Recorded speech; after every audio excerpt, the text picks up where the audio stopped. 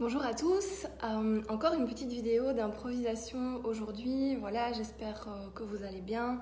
Et aujourd'hui je voulais vous parler d'un bouquin que je suis en train de lire, que je relis et voilà, c'est un bouquin dont j'ai déjà parlé, ça s'appelle Imparfait, libre et heureux de Christophe André.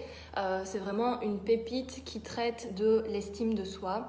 Et je voulais vous lire un passage de ce livre que je trouvais hyper intéressant parce que en tant que psychologue et surtout en tant que hypnothérapeute, j'ai très régulièrement des personnes qui arrivent dans mon bureau avec un peu le fantasme que on va faire une séance d'hypnose et on va aller trouver ce qui cloche, on va aller débloquer tous les blocages et en un coup de baguette magique, tout va être réglé et ces personnes vont pouvoir commencer à vivre leur meilleure vie. Donc, je vous partage cet extrait du livre que je vais vous lire. L'apprentissage plus que la révélation. Voici sans doute la découverte la plus importante de ces dernières années en psychothérapie. Changer, ça s'apprend. Le modèle du changement psychique par prise de conscience soudaine ou par révélation de souvenirs effacés du passé, cela ne marche guère. Si la croyance en une telle façon de pratiquer la psychothérapie persiste, c'est sans doute en raison de son aspect très romantique, le secret caché tout au fond de soi, et de sa récurrence dans de très nombreux films au cinéma. À un moment de l'action, la musique se fait plus forte, les yeux du héros se troublent, une scène de son passé réapparaît à sa conscience.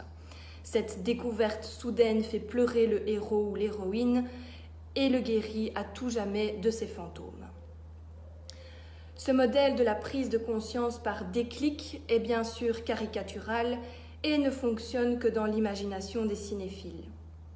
Si l'on veut rester dans les domaines artistiques, le changement personnel, et notamment en matière d'estime de soi, ressemble plutôt à un apprentissage musical. On n'apprend pas à jouer du piano sur simple décision personnelle ou parce que l'on s'est libéré des fantômes de son passé, mais parce qu'on a suivi des cours et que l'on a quotidiennement répété ses gammes. On ne devient pas un virtuose par illumination soudaine, mais par obstination patiente. L'estime de soi obéit aux mêmes règles. Certes, il faudra comprendre d'où viennent nos limitations et nos erreurs de pilotage, mais il faudra surtout travailler à mettre en place de nouvelles façons d'être.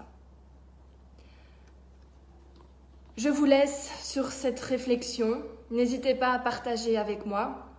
N'hésitez pas à me poser des questions. Voilà, je suis disponible si besoin. Bonne journée!